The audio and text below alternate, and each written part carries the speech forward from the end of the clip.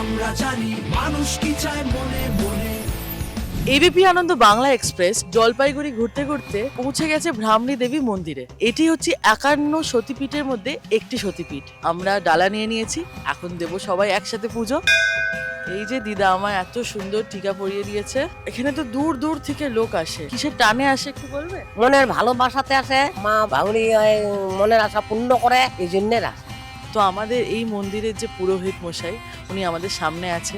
আমি একবার জেনে নেব যে এটা কবে থেকে প্রতিষ্ঠিত হয়েছে। এটা প্রতিষ্ঠিত হয়েছে আমার জন্মের তো অনেক আগেই। এই মন্দিরে সতীর যে আমাদের 51 খণ্ড, 51 খণ্ডের বাপাটা আমাদের এখানে আছে। তার মূল উদ্দেশ্য হচ্ছে আমাদের জোড়াবর গাছ দুটো একত্রিত হয়ে গেছে অটোমেটিকলি। এটাই হচ্ছে আমাদের ঐতিহ্য।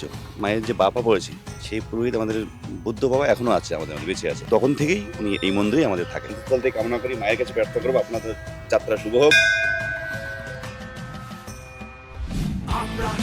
আমরা জানি মানুষ কি চায় মনে